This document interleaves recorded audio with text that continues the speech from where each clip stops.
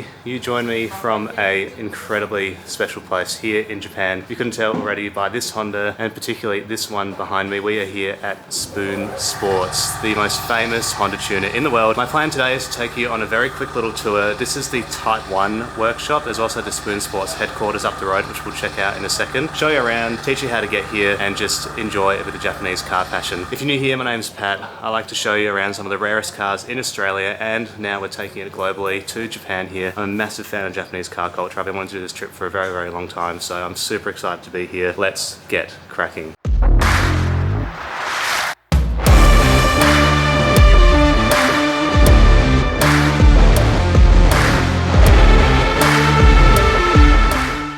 So we can start with this one here. This is a Civic Type R FK8 race car in the iconic blue and yellow Spoon livery. This thing is absolutely awesome. You've got some Spoon SW388s on here. This massive carbon splitter at the front. This car is fully stripped. This was the actual FK8 race car. They've now got the FL5 series like this one, which is actually downstairs, which we'll check out. And then up here is something really special. If you're a big Gran Turismo fan, you might already be familiar with this car. This, I think, could be the original Spoon EK9 demo car. It looks like the ones that I used to play with on Gran Turismo, and even just seeing this thing in person, obviously got some Spoon wheels on there as well. That is absolutely awesome. Then down the side of the car here, you've got a few of the names of the drivers. You might recognize that one at the top. And coming around the back, this is just super cool, fully stripped out, of course. Massive Spoon carbon wing. And then on the inside of the car, they said I can open it up, which is pretty cool. You've got these really lightweight doors. I think these, I don't know if these are carbon or if they've just had all the electronics taken out. You've got no passenger seat clearly, big roll bar, massive external fuel tank. You've got a Sparco racing seat, Spoon wheel, sequential gearbox. This thing is proper. Then up here on the wall, you've got some Spoon engine covers. If you are a big Honda fan, you would know the yellow is the most iconic cover for the Spoon rocker covers. You've got all sorts. I think this might be for a B series, maybe a B16 or a B18. Then I think that would be for a K20 maybe. I'm more familiar with my GTR stuff than I am my Honda stuff, so someone will have to correct me in the comments if I'm wrong. Just seeing all this sort of stuff is so cool. All the different color options that you can get, and they've got some more parts here. You've got some brake rotors, different colored brake calipers, and then some exhaust headers and a few other little bits and bobs around the place, which is super cool.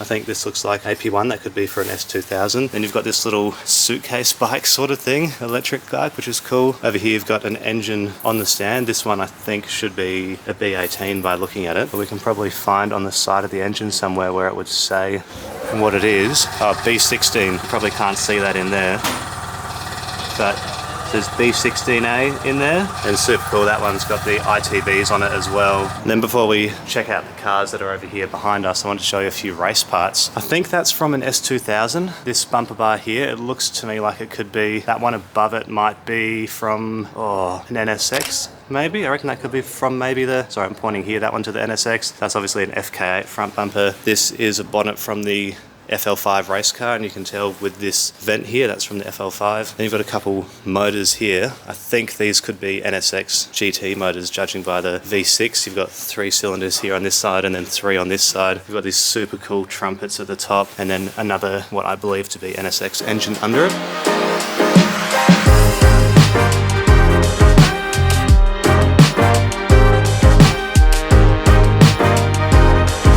And over here you've got an S660 that's been kitted out with the Spoon parts. So you've got, again, some Spoon wheels down here. You've got the Spoon sticker on the side of the car and a little windscreen banner up there. I love these little cars. I think these are so awesome. Then on the inside, you've got the Spoon steering wheel, Spoon gear knob. These little turbocharged K cars. Looks like it has a Spoon engine there as well. You can see a little yellow rocker cover poking out there. And K cars in Japan here have a different plate. So usually you'd see a green and white plate, but the K cars have a yellow plate because they're on a different form of rego. And you've got the Spoon sticker down there too. And this is an FL5 demo car, I think. So this has all the Spoon parts on it. You've got a carbon fiber bonnet vent there. On the front, you've got this carbon fiber front splitter. I really, really like these cars. You might have seen a little while ago that I did a video driving the FL5 through Adelaide, and I was so impressed with it. I really, really loved it, and I really want one of these cars. And this is the first one that I've seen that has all the Spoon parts on it, so it makes it even more appealing. But just look at it. That thing is awesome. And there's Aaron over there looking at the wall. What have you found over here?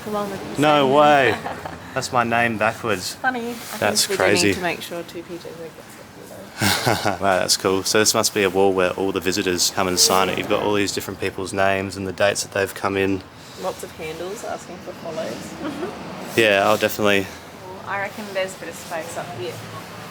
Yeah, and there's a little step there, so we'll do that after before we go downstairs. So you've got, as I mentioned, the carbon splitter. Then you've got Spoon SW388s, I believe, on these as well, and some Spoon brakes with the iconic blue caliper. Then on the inside of the car, I imagine it would have a Spoon wheel, which it does, and these really nice smooth seats. The stock seats in the FL5 really hold you in well, but these Spoon seats look like they would be absolutely awesome bits of kit too. So you can see a little Spoon logo there in the middle, which is super sick, and a Spoon shift knob. Then coming around the back of the car, you've got the Spoon carbon wing. In my other video that I did with the FL5, I mentioned how I think it's so necessary for them to have wing riser, because the stock wing is really nice, but it just sits a little bit too low for my liking. So to see this, which is a completely swapped out unit on the back of this car, is really nice. I think it looks really cool and aggressive. I didn't actually notice before, but there's two different types of Spoon seats. So you've got this one, which looks like more of a lightweight racing seat, and then over here you've got one that's got some more padding in it, which might be more aimed for comfortable driving. Then just having a little quick look around the upstairs workshop of Type 1 here. Sort of workstation over here.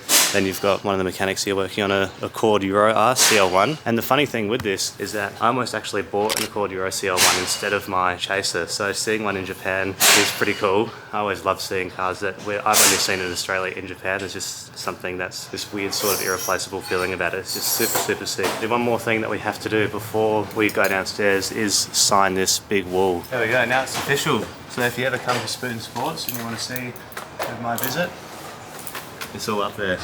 There it is. So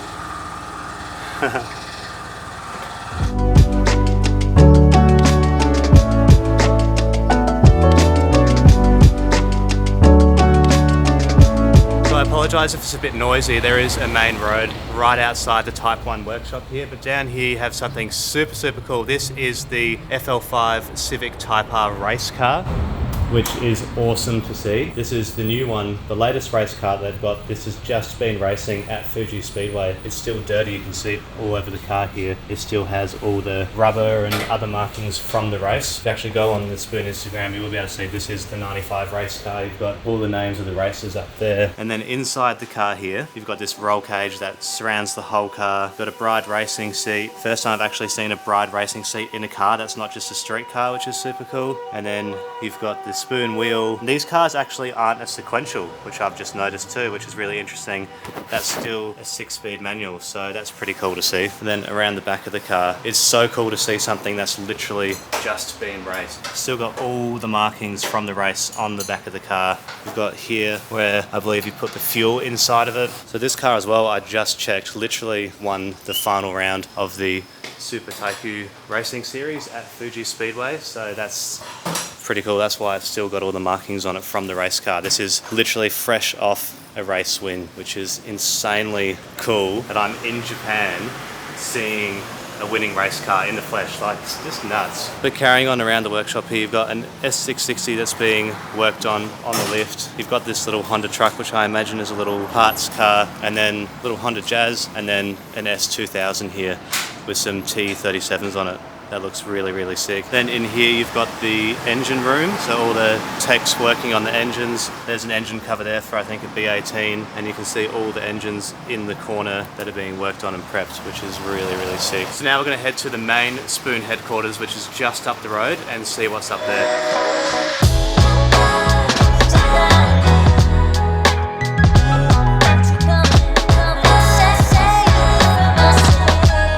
So, visiting Spoon Type 1 and Spoon Sports. We're just walking back up to the Spoon Sports HQ now, but I figured I may as well tell you how to get here. We catch the Chuo line, I think it is, from Shibuya Station, so it's the orange line, but you can literally just use Google Maps, and Google Maps is great for wherever you are when you're staying here in Japan to be able to get anywhere. The trains are all incredibly efficient, very, very easy to use once you figure it out. We did overshoot the station on the way down, but once you actually figure it all out, it's very straightforward. And the Spoon Type 1 is actually down the road from the main Spoon Sports HQ. It's around 400 or 500 meters down the road, and they're closed from lunch till 12 to 1. So we actually got here just after 12. So that's why we went to Type 1 first, and then going up to Spoon up the road. And also while we're walking, one thing I will say is that Japan is obviously a country that is built on respect. It's a very, very big part of the culture. So wherever you go, try and be as respectful as possible. And if you're planning on visiting any tuning shops, they do appreciate it when you either email them or get in contact with with them, I contacted Spoon via my Instagram just to say, hey, like,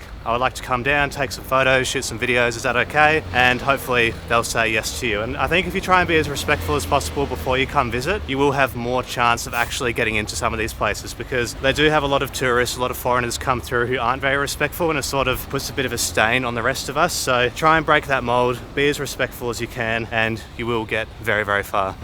First JDM Integra. Oh, sick.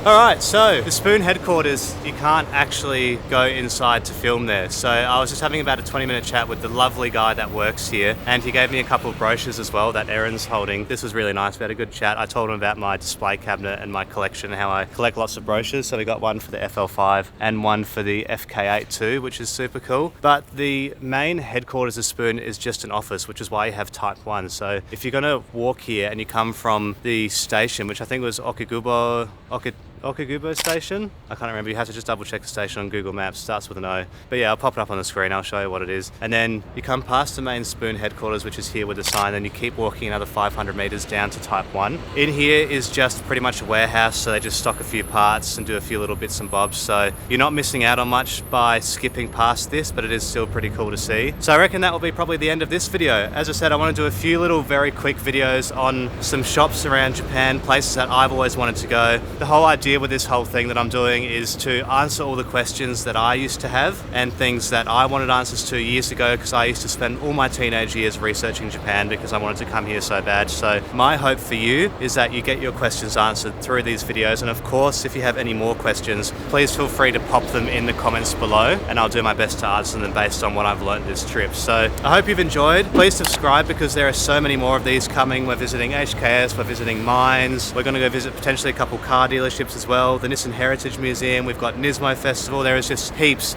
of Japanese car content coming, an up garage tour as well, so probably more that I've forgotten. So basically you're missing out if you don't subscribe at this point. So I really appreciate your time if you've made it this far. If you haven't subscribed already, hit that button, leave a comment what you want to see next. Thank you so much for watching. My name's Pat, this channel is 2PJZ, and we'll see you in the next one. Never forget to stay driven.